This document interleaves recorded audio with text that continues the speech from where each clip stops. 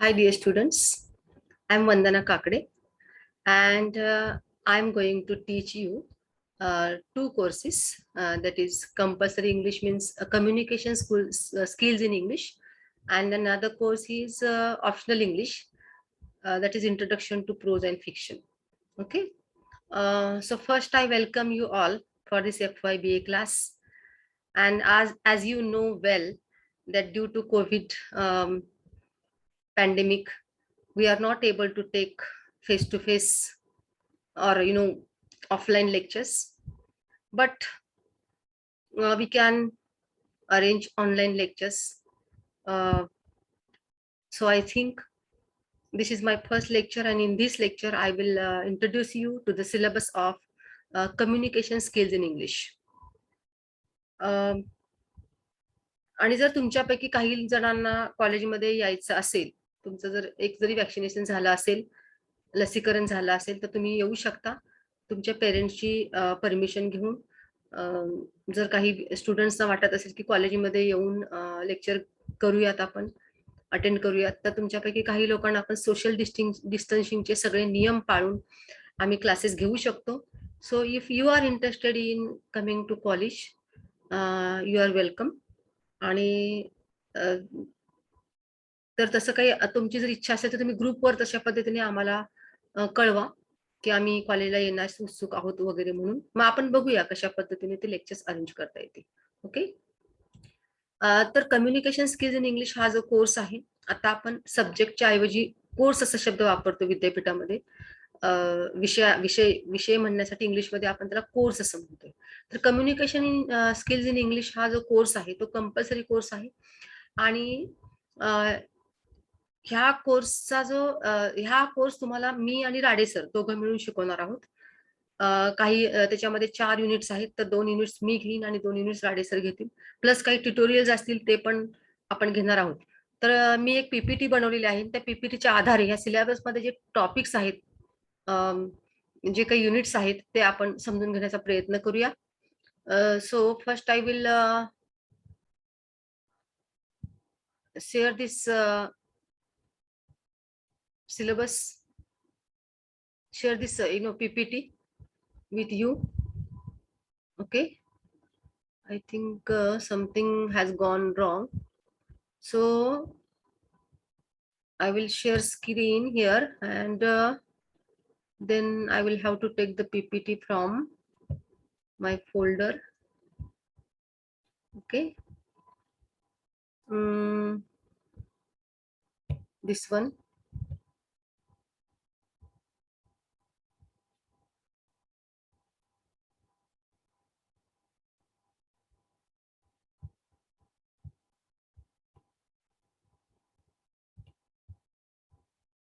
Okay, I got it.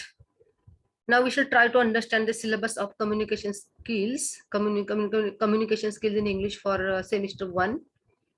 I think already Rade sir has shared the syllabus with you, and he has also told you to keep a notebook for this particular course and write down the syllabus of the semester first in that particular notebook, so that you will be clear about the syllabus. Okay, now let me okay, this is the structure, that is credits. This paper, this course has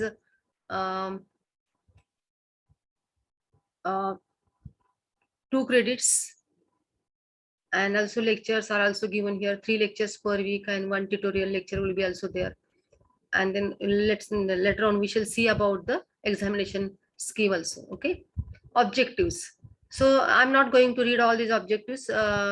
In short, I will tell you that the objectives of this course is to increase your language proficiency and make you familiarize you with the skills, particularly skills of language. And there are 4 skills of language. Any language has 4 communication skills, that is listening, speaking, reading and writing. हे 4 जे skills आहेत, ते स्किल्सची ओळख तुम्हाला करून देणे आणि त्या स्किल्स तुमचे डेव्हलप करणे, हे असे हे उद्दिष्ट आहे ह्या कोर्सचं.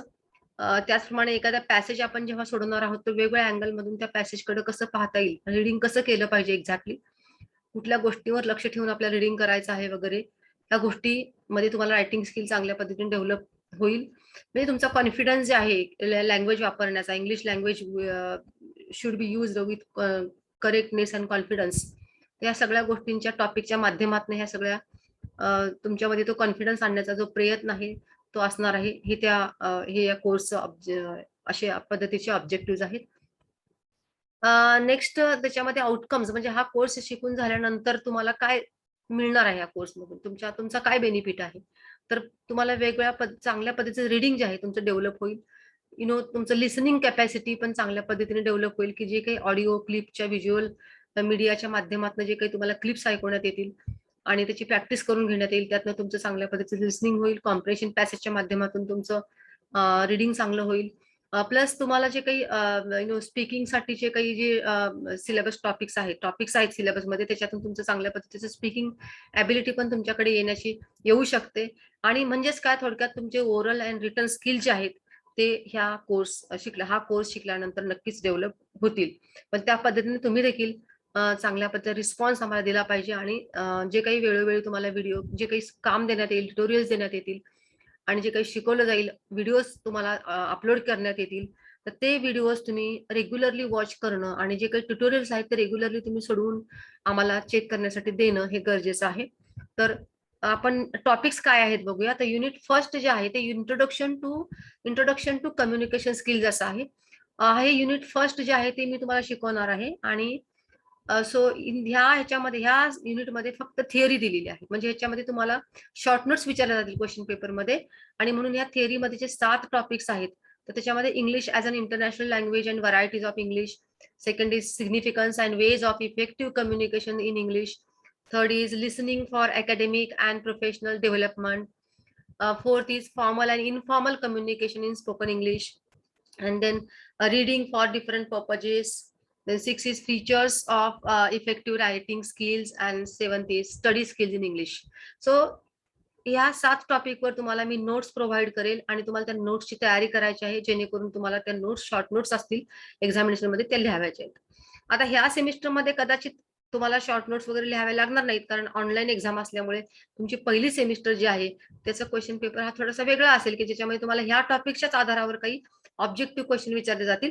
त्यामुळे थेअरी तर तुम्हाला मी देणारच आहे, पण ती थेअरी वाचल्यानंतर त्या शॉर्ट नोट्स तुम्ही वाचून ठेवायचे आणि त्या शॉर्ट नोट्सवर आधारितच तुम्हाला ऑब्जेक्टिव्ह टाईपचे क्वेश्चन, की ज्याला 4 पर्याय दिले जातील आणि त्याच्यातला एक पर्याय तुम्हाला योग्य निवडायचा आहे, अशा प्रकारचे क्वेश्चन्स असतील. त्याच्यानंतरचं सेकंड युनिट जे आहे ते developing comprehension skills in English आहे. आणि हे जे सेकंड युनिट आहे ते तुम्हाला राडे सर शिकवणार आहेत. ह्या युनिटचे 2 पार्ट आहेत. एक आहे रिडिंग स्किल्स आणि दुसरा आहे लिसनिंग स्किल्स. सो ह्या रिडिंग स्किल्स मध्ये तुम्हाला पॅसेज जो दिला जाणार आहे, कॉम्प्रिहेन्शन पॅसेज, तर तो कॉम्प्रिहेन्शन पॅसेज वाचून तुम्हाला त्याचे क्वेश्चन्स जे आहेत ते विचारले जातील, ते सोडवायचे आहेत. आता हा प्रकार तुम्हाला ऍक्च्युली 12वी पर्यंत तुम्ही बरेच कॉम्प्रिहेन्शन पॅसेज सोडवलेले आहेत. So you will not have any problem about this. त्याच्यामध्ये तुम्हाला कशा पद्धतीने पॅसेज वाचला पाहिजे, पॅसेज वाचण्याचे टेक्निक्स काय आहेत, त्याच्यामध्ये स्कॅनिंग टेक्स्ट फॉर इन्फॉर्मेशन किंवा skimming a passage to look for main ideas.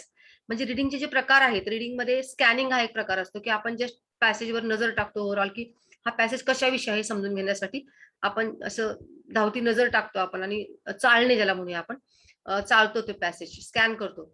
आणि त्याच्यानंतर स्किमिंग अ पॅसेज म्हणजे काय, की त्याच्यामध्ये आपण अशी एक अशा पद्धतीचा फोकस आहे आपला रिडिंगचा, की ज्याच्यामध्ये आपल्याला त्या पॅसेजमध्ये कोणत्या मुख्य आयडियाज किंवा काय टॉपिक आहेत नेमके आणि मुख्य आयडियाज काय आहेत, आणि त्याच्यात एक्झॅक्टली तुम्ही ते समजून घेणं जे आहे त्या मुख्य आयडियाच्या आधारे किंवा सब आयडियाच्या आधारे समजून घेणे तो पॅसेज स्किमिंग म्हणूया आपण ज्याला. म्हणजे स्कॅनिंग आणि स्किमिंग हे रिडिंगच आहे. फक्त स्कॅनिंग आपण कशासाठी करतो, तर त्या पॅसेजचा कंटेंट काय, इन्फॉर्मेशन काय आहे, ते पॅसेज कशाविषयी आहे, त्याचा विषय काय आहे हे समजून घेणं. आणि स्किमिंग म्हणजे काय, तर आपण त्या पॅसेजमध्ये मुख्य आयडियाज किंवा मुख्य मुद्दे कोणते आहेत ते लक्षात घेणं. ओके. नंतर गेसिंग मिनिंग ऑफ अन एक्सप्रेशन, आणि वाचता रिडिंग करता एखाद्या वर्डचा, एखाद्या फ्रेजचं किंवा एखाद्या वाक्याचा मिनिंग गेस करणं देखील जमलं पाहिजे. म्हणजे आपण रीडिंग करणं म्हणजे नुसतंच रीडिंग करणं नाहीये, काही न समजून घेता रीडिंग करायला काही अर्थ नाहीये. कॉम्प्रिहेन्शन म्हणतोय आपण. कॉम्प्रिहेन्शन म्हणजे काय, की ते वाचन करत असताना आकलन पण झालं पाहिजे, की आपण काय वाचत आहोत, नेमकं याच्यामध्ये काय माहिती दिलेली आहे, शब्दांचे काय अर्थ असू शकतात, वाक्यांचे काय अर्थ असू शकतात, म्हणजे त्याच्या मागच्या पुढच्या वाक्यांवरून त्या मधल्या एखाद्या वाक्याचा काय अर्थ निघू शकतो किंवा शब्दाचा त्या वाक्यावरून अर्थ काय निघू शकतो, ह्या सगळ्या गोष्टींचं गेस करण्याचं पण एक स्किल आहे, ते आपल्याला आलं पाहिजे. बिल्डिंग इन्फरन्स स्किल्स म्हणजे त्याचं एक अनुमान ज्याला म्हणूया आपण, की एखादा पॅसेज वाचून झाल्यानंतर तुम्हाला जर विचारलं, की हा पॅसेज कशाविषयी आहे, काय आहे ह्या पॅसेजमध्ये, तर तुम्हाला ते इन्फरन्स, कन्क्लुजन जे आहे थोडक्यात सांगता आलं पाहिजे 2-3 वाक्यामध्ये.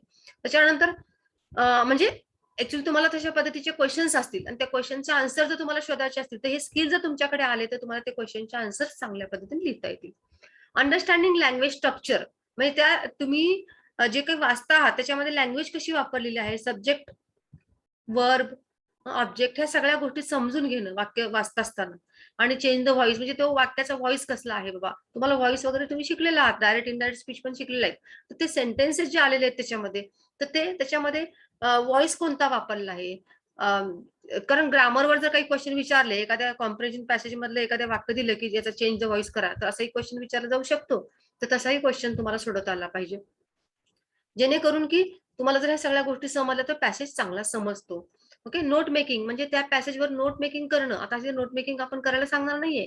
पण तुम्हाला पॅसेजवर जे काही क्वेश्चन विचारले जातील, तो एक त्याचे आन्सर लिहिणं हा एक नोट मेकिंगची जर प्रॅक्टिस असेल, म्हणजे एखाद्या पॅसेजवर नोट्स काढता येत असतील तुम्हाला, तर आन्सर सहजासहजी तुम्ही त्याचे शोधू शकता. समरायझिंग म्हणजे नोट मेकिंग नंतर तुम्हाला समरायझिंग पण कळालं पाहिजे. म्हणजे एखाद्या पॅसेजची शॉर्ट समरी जी आहे, ती पण तुम्हाला लिहिता आली पाहिजे वगैरे. त्याच्यानंतर लिसनिंग स्किल्स. लिसनिंग स्किल्स मध्ये तुम्हाला जे काही ऑडिओ क्लिप दिल्या जातील लिसनिंगसाठी, ऑडिओ किंवा व्हिडिओ क्लिप्स आणि त्या ऐकल्यानंतर तुम्हाला काही क्वेश्चन विचारले जातील. तर ही थिअरी नाहीये, याची प्रॅक्टिस असणार आहे फक्त. परंतु लिसनिंग करत असताना तुम्हाला नेमकं काय करायचं आहे, हे मात्र तुम्हाला सर चांगल्या पद्धतीने समजावून सांगतील. एखादी क्लिप लिसनिंग करण्यासाठी सांगून, की बाबा काय लिसनिंग करताना काय स्किल, कशा पद्धतीने आपण लिसनिंग केलं पाहिजे, आपलं लक्ष कुठे किंवा कसं असायला पाहिजे. तसं आपण लिसनिंग फॉर मेन आयडियाज म्हणजे एखादी क्लिप लिसनिंग करत असताना, व्हिडिओ क्लिप किंवा ऑडिओ क्लिप, त्याच्यामध्ये मुख्य मुद्दे काय आलेले आहेत, हे समजून घेणं गरजेचं आहे. ते आपल्याला समजले पाहिजे. लिसनिंग फॉर डिटेल म्हणजे एकूणातच ते पॅसेज जे काही क्लिप आहे, ती कशाविषयीची आहे, डिटेलमध्ये त्याच्यामध्ये काय माहिती आहे, हे समजून घेणं. Listening for text organization features म्हणजे लिसनिंगमध्ये सुरुवातीला पॅसेजच्या काय आलेलं आहे, कशा पद्धतीने त्याची रचना केलेली आहे, स्ट्रक्चर कसं आहे त्या पॅसेजचं, त्या पॅसेज म्हणण्यापेक्षा आपण ती ऑडिओ किंवा व्हिडिओ क्लिप म्हणूया. तर टेक्स्ट ऑर्गनायझेशन कसं आहे, म्हणजे कशा पद्धतीने मांडणी केलेली आहे मुद्द्यांची त्या पर्टिक्युलर क्लिपमध्ये, हे समजून घेणं गरजेचं आहे. Listening for tone, accent, style and register म्हणजे टोन काय आहे पॅसेजचा. आता तो म्हणजे कसं आहे, की आपण एखादा पॅसेज वाचत असताना त्याच्यामध्ये सिरियस टोन आहे का हॅपी टोन आहे किंवा म्हणजे एकूणातच त्या पॅसेज कशाबद्दल आहे हे ओळखत असताना टोन पण आपल्याला लक्षात आला पाहिजे. त्याच्यानंतर ऍक्सेंट, ऍक्सेंट म्हणजे ज्याला आपण म्हणूया की वाक्यांचा जो ऍक्सेंट असतो, चढउतार असतो, तो कशा पद्धतीने आहे का किंवा फॉलिंग वगैरेच आहे का, फक्त स्टाईल कशी आहे, एक विशिष्ट स्टाईल यूज केलेली आहे का. तर एखादा पॅसेज समजा लिटरेचरवर आधारित असेल तर तिथे एक स्टाईल असते एक साधारणपणे, एखाद्या रायटरची स्टाईल त्याच्यामध्ये तुम्हाला समजून येऊ शकते. रजिस्टर म्हणजे तो कुठल्या विषयावर एखादा पॅसेज समजा, आता आपल्याला वेगवेगळ्या कुठल्याही विषयावर आपण तो पॅसेज निवडू शकतो. त्यामुळे रजिस्टर हे तुमचं आता समजा एखादा पॅसेज तर नॉन फिक्शन मधला असेल तर एन्व्हायरमेंट म्हणजे पर्यावरणाच्या विषयावर असेल, तुम्हाला शब्द वाचल्यानंतर लक्षात येईल की बाबा हा पॅसेज त्याच्यामध्ये पर्यावरणाचे शब्द खूप आलेले आहेत, पर्यावरण विषय किंवा संबंधित. तर हा पॅसेज पर्यावरणाविषयी आहे. किंवा एखादा पॅसेज मध्ये समजा की हिस्टॉरिकल एखाद्या इतिहासामधला एखादा पॅरेग्राफ दिला असेल, तर तो पॅसेज तुम्ही म्हणू शकता की हिस्ट्री याचं रजिस्टर आहे. किंवा स्पोर्ट्सच्या संदर्भात एखादा पॅसेज विचारला असेल, तर शब्दांवरून तुमच्या लक्षात येतं की ह्याचं रजिस्टर जे आहे ते काय आहे, ते स्पोर्ट्स आहे किंवा मेडिसिन असू शकतं, मेडिकल असू शकतं, लॉ असू शकतं. तर वेगवेगळ्या आणि लिटरेचर असेल तर तुम्हाला सहज एखादी कथा असेल, शॉर्ट काहीतरी कथेमधला एखादा भाग दिला असेल, तर you can see literature. Okay. So predicting content and गेसिंग मिनिंग हा देखील जो आपण कॉम्प्रिहेन्शन पॅसेज मध्ये बघितलं, तर इथं देखील तुम्हाला लिसनिंग करत असताना की कंटेंट काय आहे, आशय काय आहे त्या क्लिपचा आणि त्याचा मिनिंग गेस करणं एखाद्या काही शब्दांचा, वाक्यांचा, हे देखील इथे तुम्हाला आलं पाहिजे हे स्किल. म्हणजे making इन्फरन्सेस from the audio visual text आणि मग त्याचं कन्क्लुजन काढता आलं पाहिजे, तुम्हाला सांगता आलं पाहिजे की हा पॅसेज ह्या विषयीचा होता आणि त्याच्यावरून तुम्हाला जे काही कन्क्लुजन मिळालं आहे, सारांश किंवा निष्कर्ष आहे तुमचा, वाचल्यानंतर तुम्हाला काय वाटलं हे तुमचं ओपिनियन देखील तुम्हाला व्यक्त करता आलं पाहिजे. Okay. Listening for opinion, argument, counter arguments etcetera.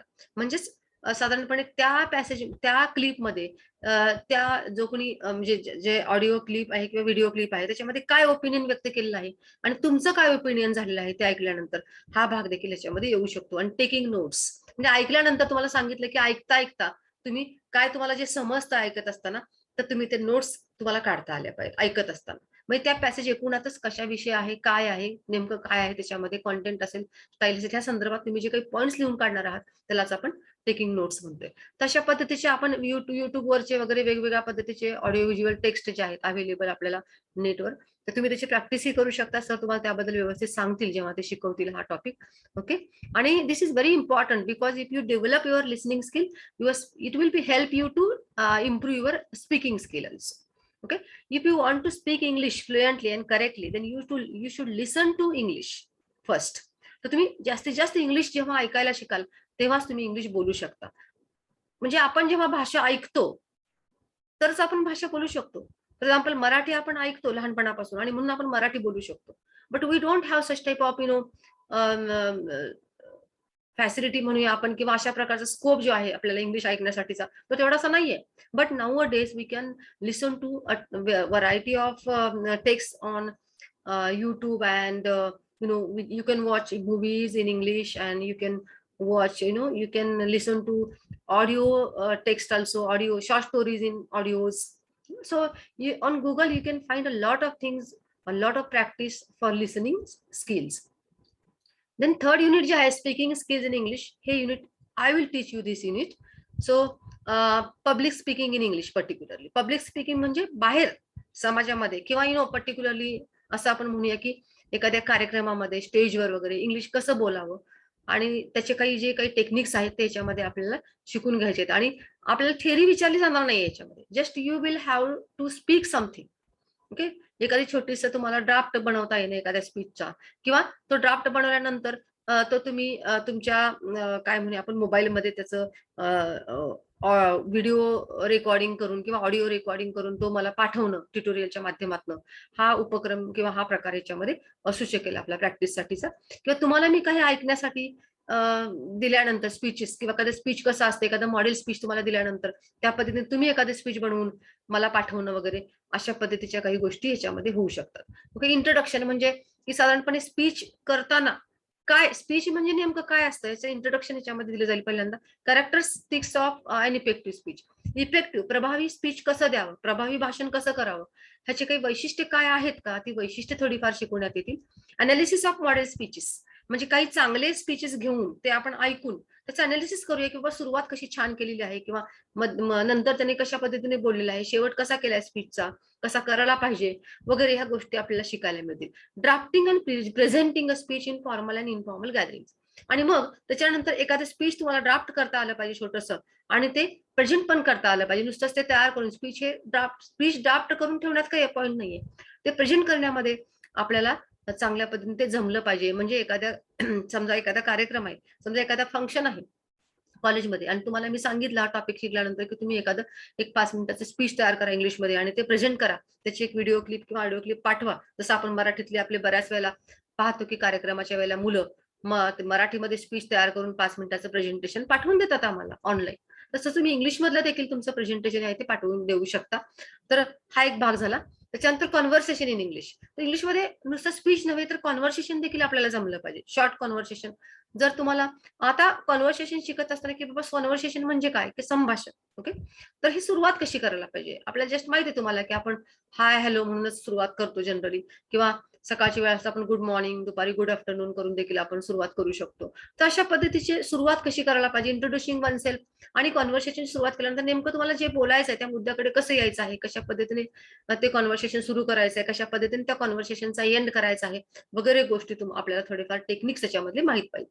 Now introducing one self in various context. तुमची ओळख करून देणं हा खूप महत्वाचा मुद्दा आहे. कारण बऱ्याच वेळेला तुम्हाला कोणीतरी विचारलं, नवीन कोणीतरी आहात तुम्ही, तुमची अनोळखी आहात आणि मग बऱ्याच वेळेला ओळख नसते. अशा वेळेला तुम्हाला ओळख करून देता आली पाहिजे की तुमच्या फ्रेंड्स बरोबर तुम्ही ओळख करून द्यायला लागला आहे किंवा एखाद्या क्लासरूम मध्ये तुम्ही ऑफलाईन जर असता तर पहिल्या आपल्या लेक्चरमध्ये जनरली तुम्हाला आम्ही विचारतो की सांगतो की इंट्रोड्यूस युअर सेल्फ, तुमची ओळख करून द्या. मग त्याच्यामध्ये तुम्ही तुमचं नाव, तुमचं गाव किंवा तुम्हाला काय आवडतं, एखादा छंद वगैरे अशा काही गोष्टी तुम्ही त्याच्यामध्ये बोलत असता. तर किंवा अजून काही गोष्टी तुम्हाला ज्या आवडतात किंवा तुम्हाला जे सांगाव्याशा वाटतात त्या ओळखीमध्ये तुमच्या विषयीची काही वैशिष्ट्ये असतील तर तुम्ही सांगत असता. पण जनरली कुठल्या सिच्युएशनमध्ये कशी ओळख करून द्यायची हे पण वेगळं आहे. म्हणजे समजा तुम्ही एखाद्या इंटरव्ह्यूला गेला आणि तिथे तुम्हाला सांगितलं की इंट्रोड्यूस युअरसेल्फ, तर तिथे शक्यतो तुम्ही इंट्रोड्यूस करत असताना तुमचं क्वालिफिकेशनवर जास्त फोकस करताय आणि तुमच्याकडचे स्किल्स तुम्ही त्या इंट्रोडक्शनमध्ये सांगत असता. नाव तर सांगताच तुम्ही, नाव गाव तर हा महत्वाचा मुद्दा आहे. परंतु त्याच्यानंतर तुमचं क्वालिफिकेशन, स्किल्स वगैरे तुम्ही इंटरव्ह्यूमध्ये शक्यतो सांगत असता. पण तुम्हाला समजा फ्रेंड्स बरोबर इंट्रोड्यूस करायचं असेल तर तुम्ही वेगळ्या पद्धतीने इंट्रोड्यूस करता. तिथे तुम्ही क्वालिफिकेशनला महत्व न देता बाकीच्या काही गोष्टी महत्वाच्या वाटतात त्या बोलता. म्हणजे introducing oneself in various context, वेगवेगळ्या सिच्युएशनमध्ये कशा पद्धतीने, वेगवेगळ्या कॉन्टेक्स्टमध्ये कशा पद्धतीने इंट्रोड्यूस केलं पाहिजे. त्याच्यानंतर introducing others formally and informally. म्हणजे आपली जशी ओळख आपण करून देतो तशी दुसऱ्याची पण ओळख करून देता आली पाहिजे. फॉर एक्झाम्पल तुम्ही आणि तुम्ही तुम्ही तुमच्या आई बरोबर कुठेतरी बाहेर गेलेला आहात किंवा वडिलांबरोबर कुठेतरी बाहेर गेलात, सिस्टर बरोबर, तुमच्या ब्रदर बरोबर गेलेला आहात आणि समोरून कुठेतरी तुमचा फ्रेंड येतोय आणि तेव्हा तुमच्या त्या फ्रेंडला तुमचे जे काही रिलेटिव्ह तुम्ही ज्यांच्यावर गेला ते ओळखत नाही, तुमचा दुसरा एखादा पण फ्रेंड पण असू शकतो तुमच्याबरोबर. तर त्या दोघांची ओळख करून तुम्हाला देता आली पाहिजे. म्हणजे तुम्ही त्या फ्रेंडची ओळख तुमच्या बरोबर जे कोणी आहेत त्यांना करून देणं आणि तुमच्याबरोबर जे आहेत त्यांची ओळख तुमच्या समोर आलेल्या, अचानक समोर आलेल्या फ्रेंडला करून देणं. तर असं एक उदाहरण म्हणून मी सांगितलं की म्हणजे दुसऱ्यांची ओळख देखील तुम्हाला कशा पद्धतीने करून द्यायची आहे, हा एक भाग आहे. Building on conversation. आता बिल्डिंग अ कॉन्व्हर्सेशन म्हणजे तुम्हाला एखादा टॉपिक दिलाय आणि त्या टॉपिकवर तुम्हाला सांगितलं की इमॅजिन करा की ए आणि बी हे 2 कॅरेक्टर्स आहेत आणि ते कशा पद्धतीने ह्या टॉपिकवर संभाषण करतील.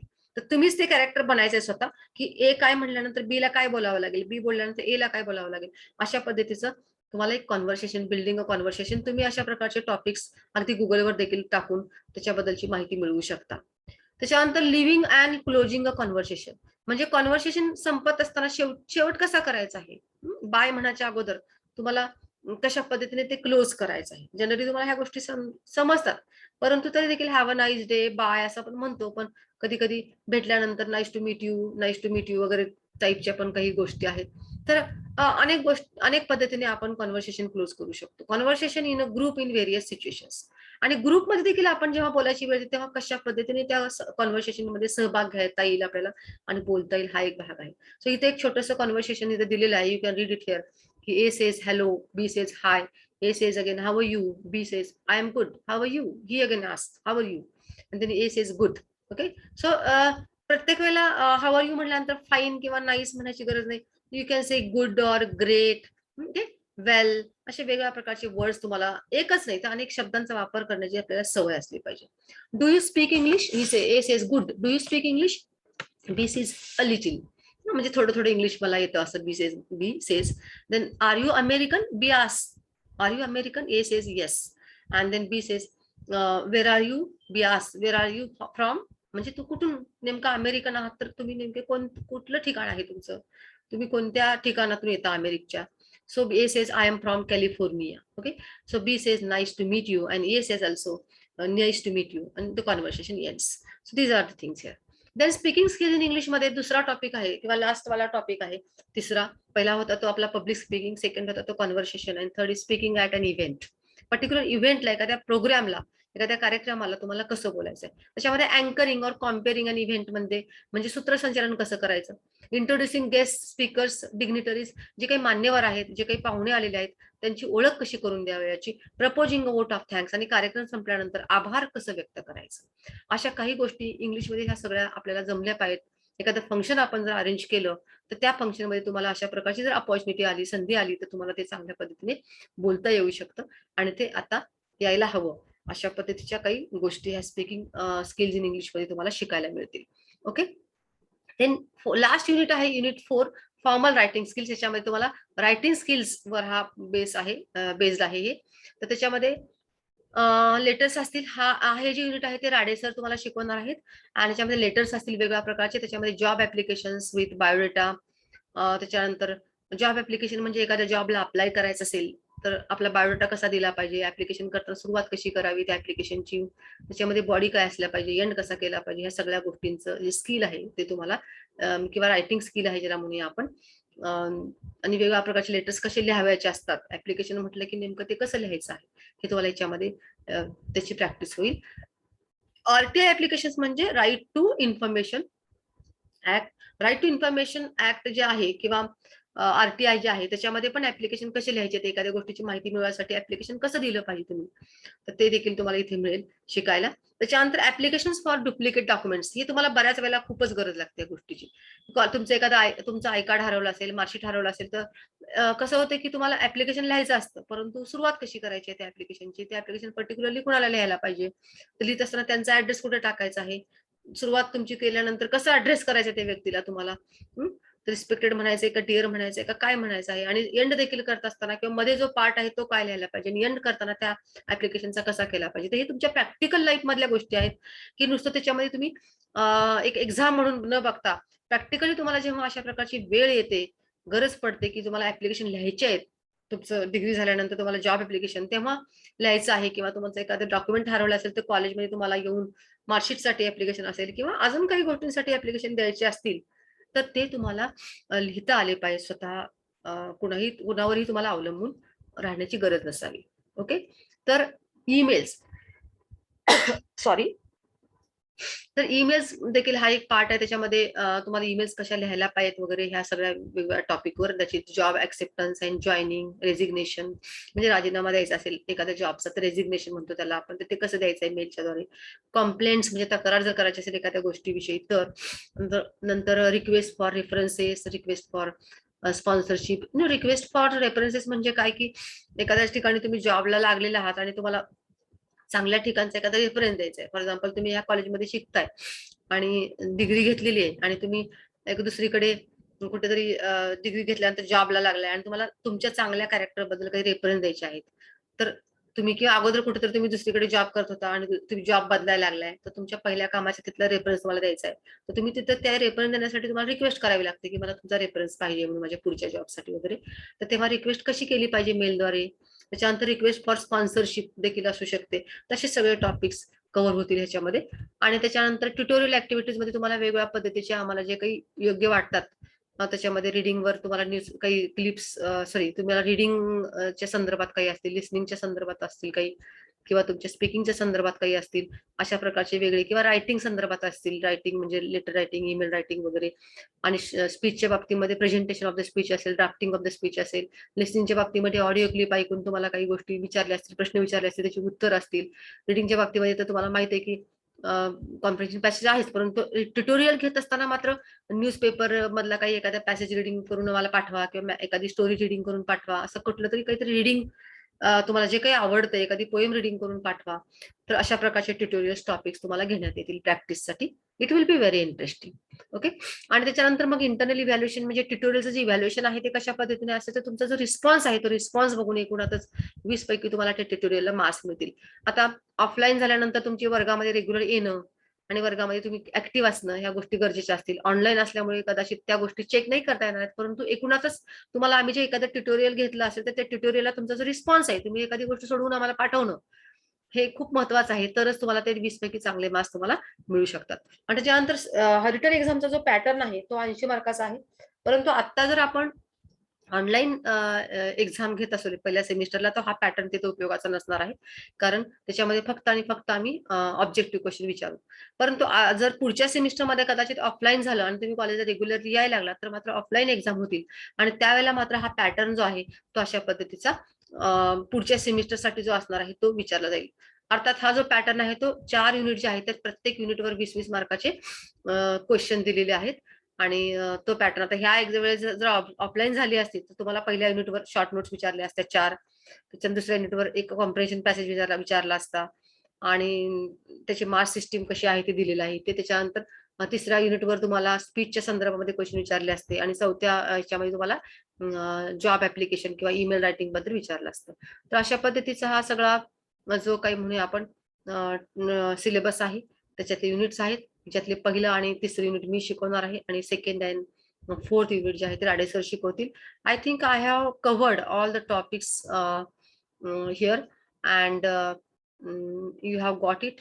आणि जर तुमच्या काही शंका असतील, तुमचे डाऊट्स असतील सिलेबस विषयीचे, तुम्हाला काही गोष्टी समजल्या नसतील त्याच्यामधल्या, तर तुम्ही ग्रुपवर विचारू शकता तुमच्या शंका अगदी फ्रँकली. तुम्ही क्लासरूम मध्ये जर जॉईन झाला नसा तर लवकरात लवकर तुम्ही जी काही क्लासरूम बनवलेली आहे आपण सीएस इन इंग्लिश आपण शॉर्ट मध्ये, कम्युनिकेशन स्किल्स इन इंग्लिशला आपण सीएस इन इंग्लिश असं म्हणतो, तर तुमच्या लक्षात आलं असेल तर कम्युनिकेशन स्किल जसं का नाव दिलेलं आहे, कारण ह्या कोर्समध्ये पर्टिक्युलरली जे 4 स्किल्स आहेत, listening, speaking, reading and writing, ह्या 4 स्किल्सवर कशा पद्धतीने फोकस केलेला आहे आणि म्हणून त्याला आपण कम्युनिकेशन स्किल इन इंग्लिश असं म्हटलेलं आहे त्या कोर्सला. त्या 4 स्किल तुमचे डेव्हलप झाले तर तुमची लँग्वेज जी आहे ती चांगल्या पद्धतीने तुम्ही त्याच्यामध्ये तुमची प्रोफिशियन्सी इन्क्रीज होईल, तुमचे 4 स्किल्स डेव्हलप होतील, तुमचं ओरल अँड रिटन कम्युनिकेशन चांगल्या पद्धतीने डेव्हलप होईल. तर अतिशय चांगला सिलेबस आहे and I think it will help you not only for examination but in your practical life also. This course is very very useful for you. Okay, so तुम्ही लवकरात लवकर as soon as possible you will have to join the Google Classroom so that you will find a lot of informative videos and topics we are going to share on that particular classroom. तर आता राडे सरांनी syllabus share केलेला आहे, तर तुम्ही बऱ्या काही लोकांनी पाहिलं असेल. आता ही जी व्हिडिओ क्लिप आहे, पर्टिक्युलरली व्हिडिओ लेक्चर आहे, ते तुमच्या सिलेबसच्या संदर्भातलं होतं. नेक्स्ट आम्ही दोघंही आमच्या टॉपिकवर वेगवेगळ्या पद्धतीचे व्हिडिओज, जे काही रेडीमेड काही व्हिडिओज आम्ही पाठवू सिलेक्ट करून, की जे तुमच्या टॉपिकसाठी खूप गरजेचे आहे. तुम्ही जर ते पाहिले तर तुमचा त्याला फायदा होईल, असे रेडीमेड व्हिडिओज. त्याचप्रमाणे आम्ही स्वतः काही एखाद्या टॉपिकवर बनवलेले काही व्हिडिओज, अशा पद्धतीचं टीचिंग हे ऑनलाईन होत राहील आणि तुम्ही ते regularly you should watch all those videos and everything whatever is posted or shared in the Google Classroom, you have to watch regularly and also have to practice this. Okay, so dear students, I think I have completed whatever I wanted to, and I think I should stop here. So thank you so much, and again I welcome you to the class, and always be happy, be safe. Okay.